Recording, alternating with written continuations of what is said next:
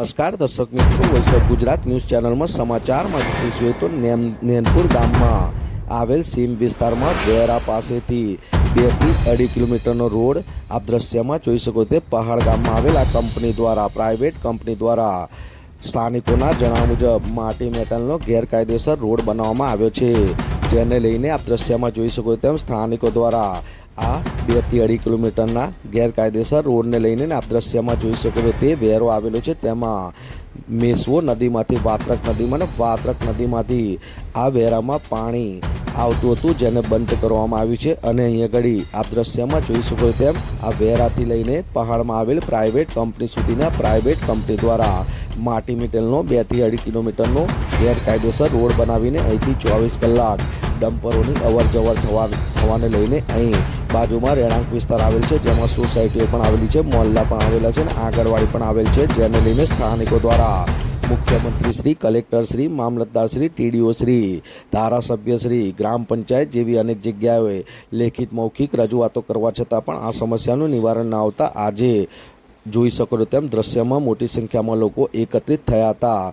અને હવે જો આ સમસ્યાનું કોઈ નિવારણ નહીં આવે તો આવનાર સમયમાં ગાંધી ચિંધ્યા માર્ગે જવાની પણ તૈયારીઓ બતાવી હતી, આંદોલન કરવાની પણ તૈયારીઓ બતાવી હતી અને જરૂર પડે તો હલ્લાબોલ કરવાની પણ તૈયારીઓ સાથે ચીમકી ઉચ્ચારાઈ હતી. ત્યારે હવે જોવાનું રહ્યું કે તંત્ર દ્વારા આ સમસ્યાઓનું કોઈ નિરાકરણ લાવવામાં આવે છે કે કેમ, જેને લઈને આપ દ્રશ્યમાં જોઈ શકો તેમ મોટી સંખ્યામાં લોકો એકત્રિત થઈને હલ્લાબોલ કરવામાં આવ્યું હતું. ત્યારે આ ગેરકાયદેસર સ્થાનિકોના જણાવ્યા મુજબ બનાવેલ 2 થી 2.5 કિલોમીટરનો રોડ અને જે આ વેરાના ગન્નારા બંધ કરવામાં આવે છે તે ફરી ચાલુ કરવામાં આવે છે કે કેમ, આ બધી સમસ્યાઓનું કોઈ નિરાકરણ આવે છે કે કેમ, એ તો હવે જોવાનું જ રહ્યું. વિરાંગ મહેતા, અમદાવાદ. નમસ્કાર દર્શક મિત્રો, વોઇસ ઓફ ગુજરાત ન્યૂઝ ચેનલમાં આપનું સ્વાગત છે. હું છું વિરાંગ મહેતા. હાલ આપણે નેનપુર ગામમાં આવેલ વેરા વિસ્તારમાં છે. આપ દ્રશ્યમાં જોઈ શકો છો એ ઘણી મોટી સંખ્યામાં લોકો ઉપસ્થિત થયા છે. સરપંચશ્રી બી અહીં ઉપસ્થિત થયા છે, આ સભ્યશ્રી બી ઉપસ્થિત છે અને ગામ લોકો મોટી સંખ્યામાં ઉપસ્થિત થયા છે. આ લોકોની માગણી અને ફરિયાદ એવી છે કે અહીં આગળ જે આપને મેં દ્રશ્યમાં બતાવ્યું ડમ્પર જાય છે, રોડ ગેરકાયદેસર રીતના બનાવવામાં આવે છે. અને બીજું કે એ લોકોના જણાવ્યા મુજબ આ ડમ્પરો 24 કલાક ચાલે છે, એટલે કંપનીએ પોતાના પ્રાઇવેટ સ્વાર્થ માટે આ રોડ બનાવી કાઢ્યો છે. અમે કંપનીના માણસ જોડે વાત કરી તો એવું કહે છે કે અમે પંચાયતમાંથી ઠરાવ કરીને આ રોડ લીધેલો છે.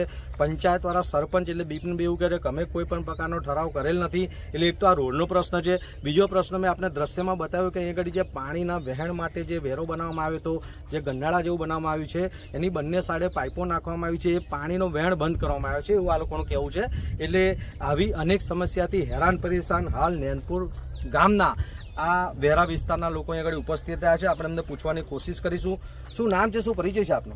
મારું નામ હંસાબેન આર મકવાણા છે. શું ફરજ બજાવો છો તમે? હું ગ્રામ પંચાયતમાં સભ્ય છું. આ લોકો આટલી મોટી સંખ્યામાં એકત્રિત થયા છે, એમના પ્રશ્નો છે કે ભાઈ આ ગેરકાયદેસર રોડ બનાવવામાં આવ્યો છે, પાણીનો વહેણ રોકવામાં આવે છે, ડમ્પર અહીં બેફામ ચાલી રહ્યા છે 24 કલાક, શું કહેવા માંગો છો?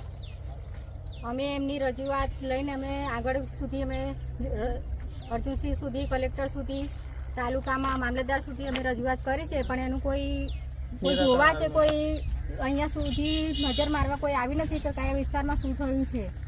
એટલે અર્જુનસિંહને તમે રૂબરૂમાં મુલાકાત કરી? હા, મેં મૌખિક રજૂઆત કરી હતી. અમારા ગામ અર્થે રોડના એમાં આવ્યા હતા તો એના લીધે મેં એમની મૌખિક રજૂઆત કરી હતી. તમે આ ઝાડનું કહો છો અહીં રોડ પર, એ શું છે? અહીંયા 15 જેટલા ઝાડ હતા અને એ ઝાડ કાપીને એ લોકોએ રસ્તો બનાવ્યો છે. અને એ ઝાડની પણ અમે રજૂઆત આગળ કરી છે. મામલતદારશ્રીને પણ રજૂઆત કરી છે, કલેક્ટરશ્રીને પણ રજૂઆત કરી છે, પણ એનો કોઈ જવાબ મળ્યો નથી.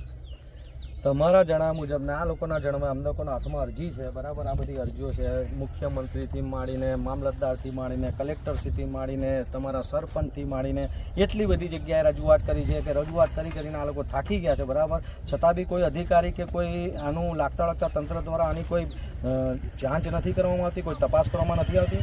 ના, કોઈ માર્ગ અને મકાન કાસ વિભાગમાંથી આવ્યા હતા તપાસ કરવા, પણ બીજા કોઈ આવ્યા નથી. અને અમે અમારી પંચાયતના સભ્ય તરીકેની બધી ફરજો પૂરી કરી છે. તો સભ્ય તરીકે હું તમને એવું પૂછવા માંગુ છું કે આ લોકોની આ સમસ્યા જો હજુ નિરાકરણ ના આવે તો શું કરવું જોઈએ? અમે એમની સાથે છીએ અને જે તે કરવા માંગશે એમની સાથે જ રહીને કરીશું. આપણી પાસે અન્ય નાગરિક પણ છે, આપણે એમને પણ પૂછવાની કોશિશ કરીશું. શું નામ છે, શું પરિચય છે આપનો? પંકજભાઈ વિકાભાઈ રાઠોડ. શું સમસ્યા છે? અહીંયા આખો એક ગેરકાયદેસર રસ્તો બની ગયો છે અને સરકારના કર્મચારીઓને બધાને અમે રજૂઆત કરી છે તો પણ કોઈ સાંભળવા તૈયાર નથી. સરકારને તો ફક્ત ગરીબોના ઘર જ દેખાય છે અને એ જ દબાણમાં તોડવા તૈયાર છે. બાકી આ ગેરકાયદેસર રસ્તો બનાવેલો છે એ તોડવામાં કોઈ જ રસ નથી. હવે આ રસ્તાની પ્રોબ્લેમ છે, એક તો રોડ તમે કહો છો કે ભાઈ ગેરકાયદેસર બનાવે છે, આ ગંદનારાની પાણીની સમસ્યા છે, બરાબર. કેટલા સમયથી આ સમસ્યા છે? આ લગભગ 8 મહિનાથી છે. નવો પ્લાન્ટ ડામરનો બન્યો છે ત્યાંથી આ સમસ્યા ચાલુ જ છે. આ કોણે બનાવી કાઢ્યો?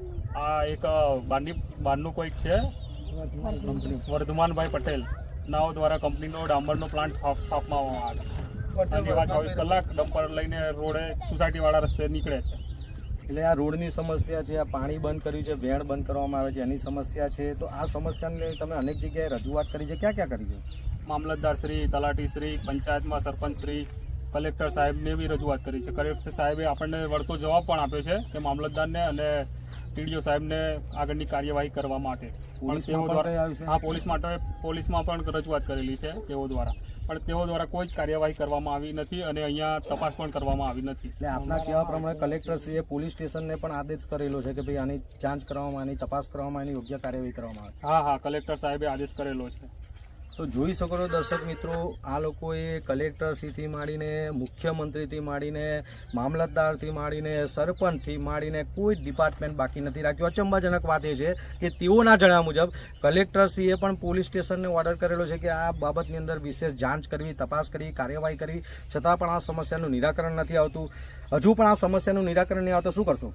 અમે આંદોલન કરીશું અને ચૂંટણીનો સંપૂર્ણ રીતે બહિષ્કાર કરીશું. તો જોઈશું કે દર્શક મિત્રો, આ લોકો એટલી હદે કંટાળી ગયા છે, ત્રાસી ગયા છે અને રોષની લાગણી પણ નજરે જોવા મળી રહી છે કે આવનાર સમયમાં હવે જો તેઓની સમસ્યાનું નિવારણ નહીં આવે તો ઉચ્ચ કક્ષાએ રજૂઆત કરવામાં આવશે. જરૂર પડે તો ગાંધી ચિંતા માર્ગે પણ જશે અને જરૂર પડશે તો ચૂંટણીનો પણ બહિષ્કાર કરવામાં આવશે. ત્યારે હવે જોવાનું રહ્યું કે લાગતાવળતર તંત્ર દ્વારા આ સર્વે સમસ્યાઓની સામે કોઈ તપાસ કરવામાં આવે છે કે કેમ, કોઈ ઉચ્ચ અધિકારી દ્વારા કે લાગતાવળતર તંત્ર દ્વારા કોઈ અધિકારીશ્રીને મોકલીને આની યોગ્ય જાંચ કરવામાં આવે છે કે કેમ, અને જો આ ખોટું થયું હોય તો તેની પણ યોગ્ય તપાસ કરીને તેની સામે કોઈ કાયદેસરની કાર્યવાહી કરવામાં આવે છે કે કેમ, કોઈ સખ્ત પગલાં લેવામાં આવે છે કે કેમ, અને જો ખરેખર ખોટું તો આની અંદર જે કોઈ લોકો ઇન્વોલ્વ હોય એની સામે આ લોકોની એવી માંગ છે કે કાયદેસરના પગલાં લેવા જોઈએ, જેથી કરીને ફરી કોઈ આવી સમસ્યા ઉદ્ભવ ના થાય. ત્યારે જોવાનું રહ્યું કે તંત્ર દ્વારા શું કાર્યવાહી કરવામાં આવે છે, શું તપાસ કરવામાં આવે છે, આ ખરેખર ખોટું છે, સાચું છે, ગેરકાયદેસર છે, કાયદેસર, એ તો બધું જોવાનું જ રહ્યું.